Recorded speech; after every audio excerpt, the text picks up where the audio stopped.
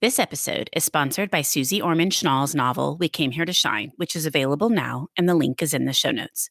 Fans of Fiona Davis and Beatrice Williams will love We Came Here to Shine, uplifting historical fiction set at the 1939 New York World's Fair. Schnall takes readers behind the scenes of the fascinating World's Fair as they follow the journeys of two bold and ambitious women, a glamorous aquacade swimmer and a plucky journalist. Newly optioned for film, We Came Here to Shine was named a top read by outlets including Parade, Travel and Leisure, and Good Morning America. Susie was my first podcast interview, and you can learn more about the book by listening to that episode.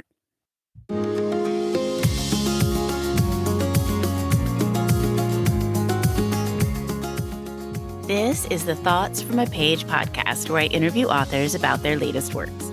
My name is Cindy Burnett, and I love to talk about books. If you have any comments or feedback for me, feel free to contact me through my website, thoughtsfromapage.com.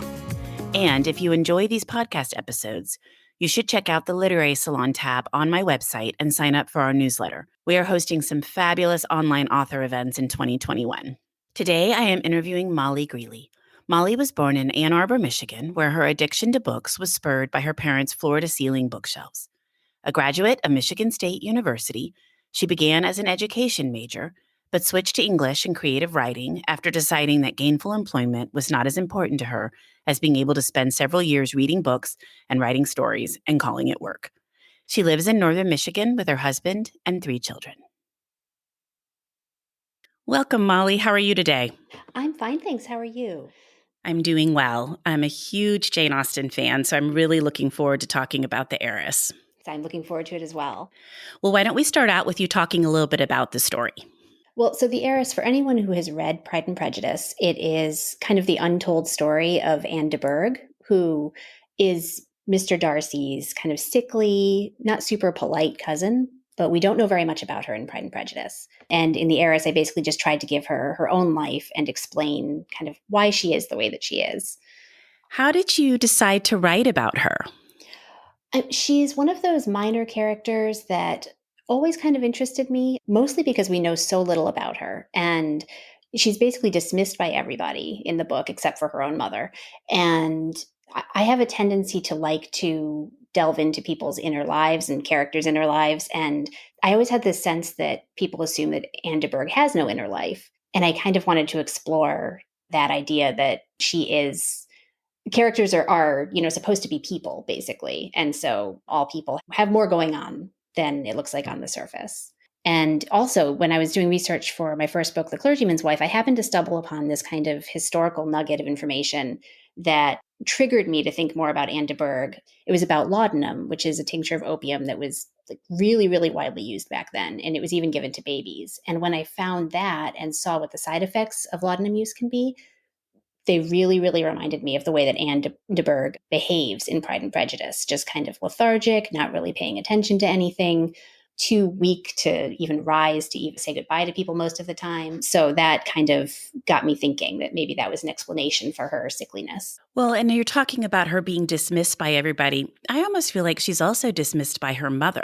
I mean, her mother obviously is promoting her interests, but she doesn't ever really speak to her. It's almost like she's just this person who sits there silently by herself with the nurse sometimes with her. Well, you're absolutely right. I think you hit it right on the head because, Lady Catherine definitely promotes Anne's interests, or what she thinks Anne's interests should be. Because she does dismiss Anne in that she basically makes excuses for her constantly. She's too sick to do this. She's too sick to go out. She can't dance. She can't do anything. And in that sense, that's basically saying my child is not capable. So that is definitely its own form of dismissal.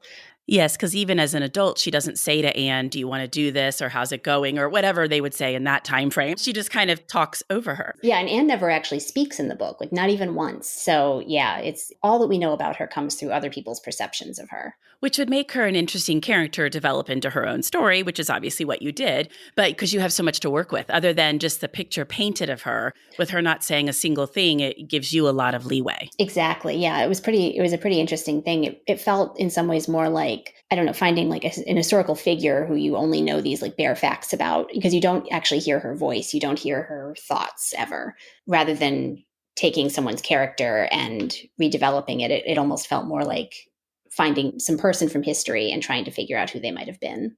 Well, and I like that better anyway, because I do absolutely love Jane Austen, and Persuasion and Pride and Prejudice are my two favorites. But I don't really love those stories that continue, like Lizzie's story with Mr. Darcy and some of those, because I kind of like the story just left like it was. So, but this is perfect because you're just taking a character who hardly anything is known about and creating a story for her. Right. I don't have anything wrong with, people who continue Elizabeth's story, but we already know so much about her. And so I think it's interesting to explore those, characters we know little about. Well, how does this story fit into the timeline of Pride and Prejudice? So it actually follows Anne from the time she is born throughout her entire life. And so she is a few years younger than Mr. Darcy. So there are moments in the story where we see them together as children, we see them together as young adults, and then we see when Elizabeth Bennet comes to visit her friend Charlotte Lucas. They're kind of intertwined. It follows Anne the entire time that she's alive, basically.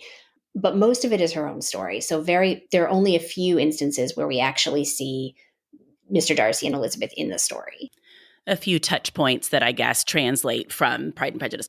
Well, the BBC version of Pride and Prejudice is my favorite version of that story told on screen. And I've seen it probably, I'm not exaggerating, 15 times. And so I have a daughter who's a senior in high school, and she is studying, her English class this fall is Gothic literature.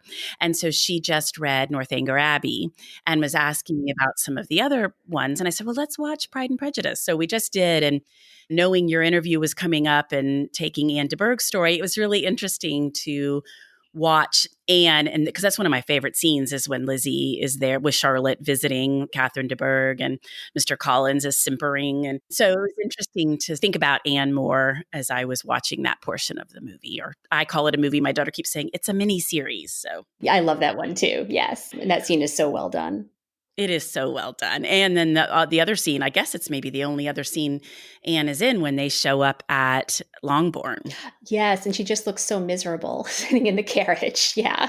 Yeah, you do. You feel for her embarrassment and sort of her whole predicament. Mm-hmm. Yes, exactly. Can you tell me more about your research? I did quite a lot of research. I found that, like I said, that little bit of information about laudanum, but I was in the middle of finishing my first book at that point. So it was one of those things I kind of kept in the back of my head. So when I decided to write the Anne story, I started deep diving into laudanum use at the time. It was so widely used that there were these newspaper articles that you can find where they talked about children dying of overdose. They talked about, and other people as well.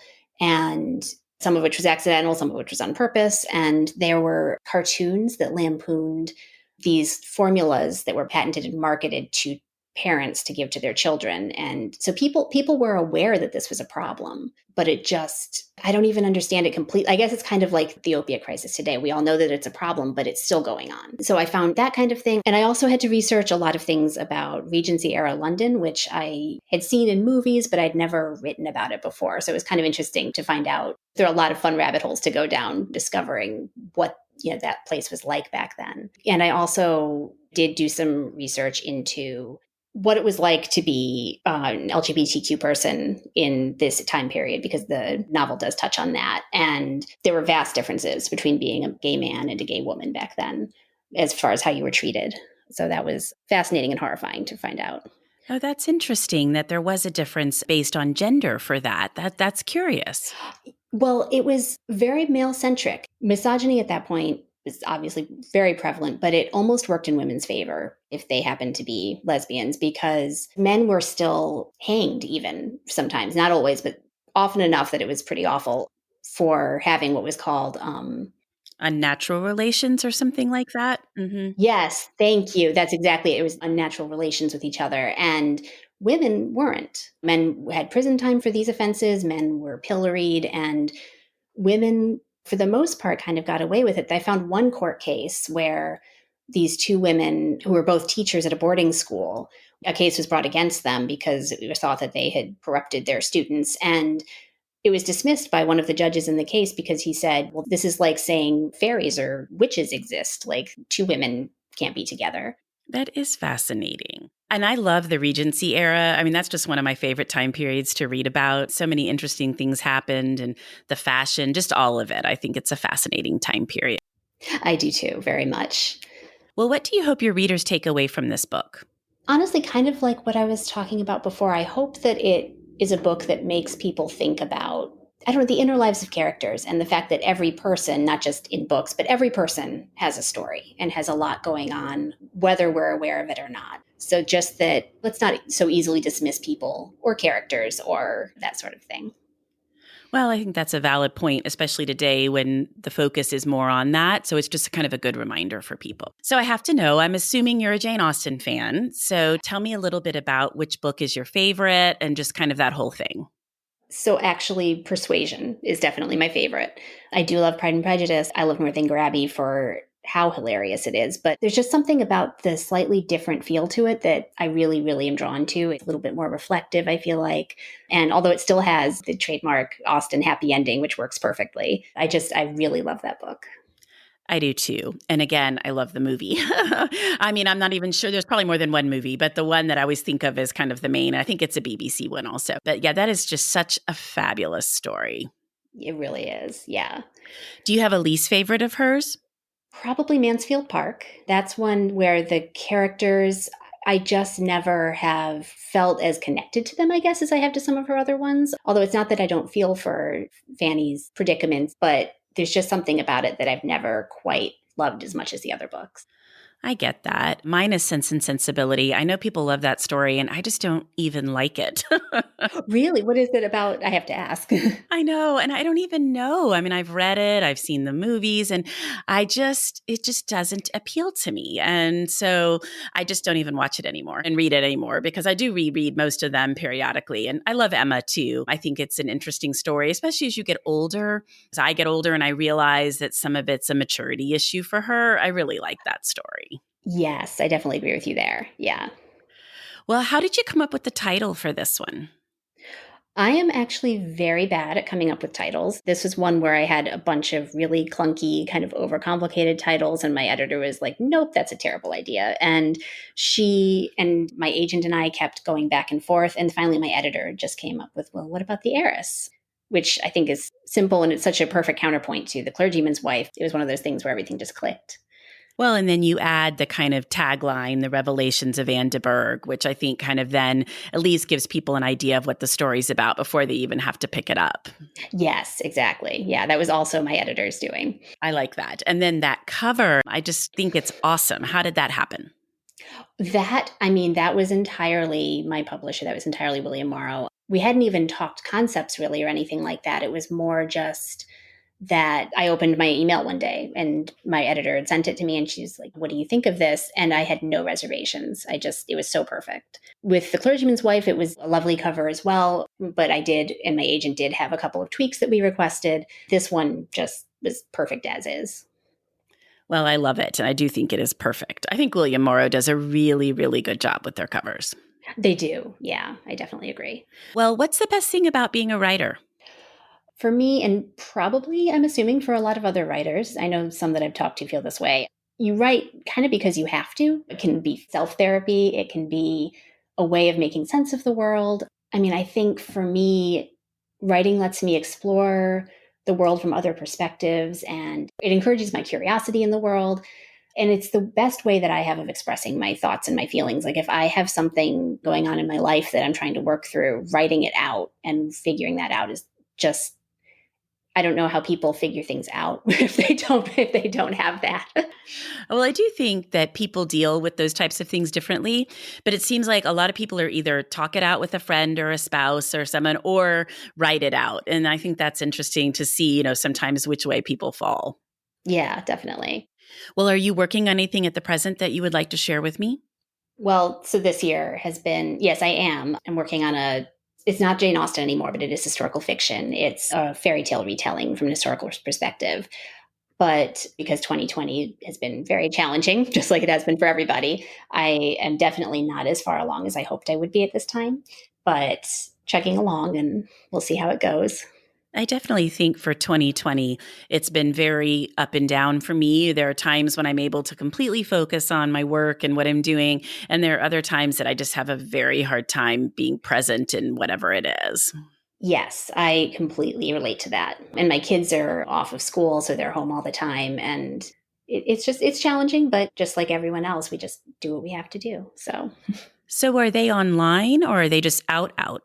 We ended up taking them out and homeschooling just because we knew that especially one of our kids would not do terribly well going back and forth a lot, which we suspected would happen. And it has in our school district. They keep closing and reopening. And we tried online and it just didn't work. My youngest is in kindergarten and he could not focus sitting in front of a computer screen. He just couldn't do it.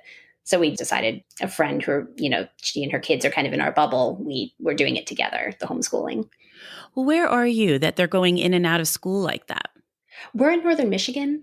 And I think here, if I'm understanding correctly, there have been cases, but it's more just that the teachers have to quarantine every single time they're exposed. And so they're running out of staff members. So that's why they keep closing. Oh, that's terrible. That would be so disruptive. I can totally understand where it would make sense to just create a much more stable environment because it's a stressful enough time for kids right now. Yeah. And I mean, I have to say, everything I've heard about what the teachers are doing and how online is going has been terrific. It's just, we all have to make those calls when we can. Oh, absolutely. My kids are a little older. So I have a sophomore in college and then I have 2 in high school.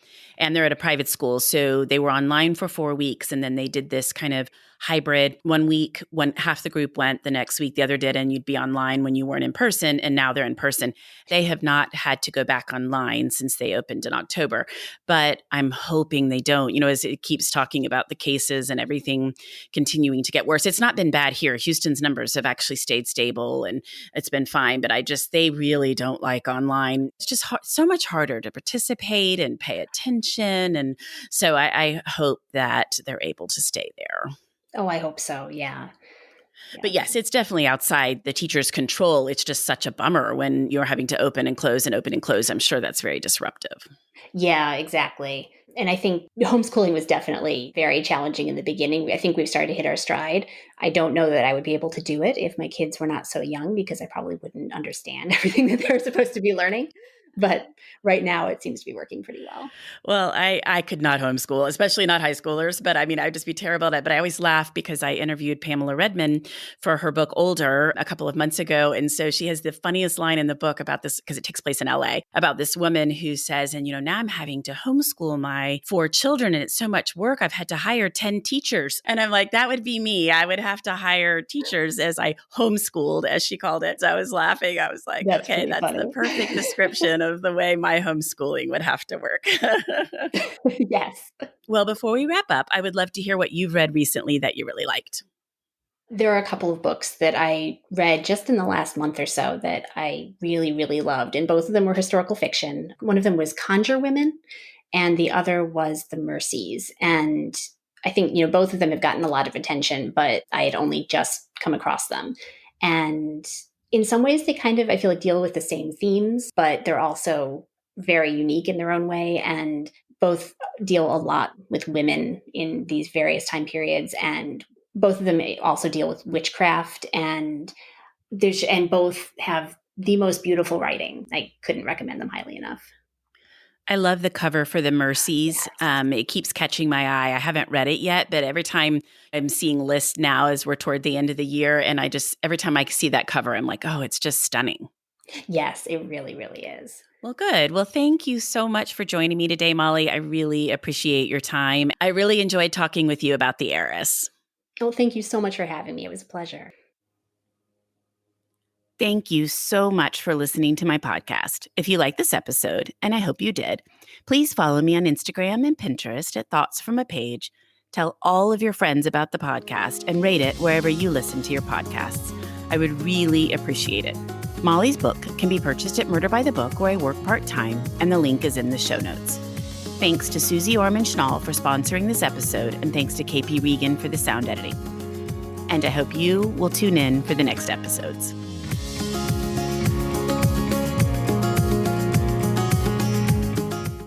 Hi there, I'm Heather Drago. And I'm Sarah Saunders.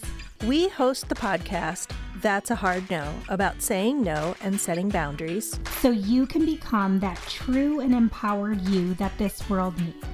Saying no isn't just okay. It's the key to living an authentic, fulfilling life. I'm a licensed professional clinical counselor. So while this podcast is in no way a replacement for one-on-one therapy, I suppose I know what I'm talking about. I'd say so.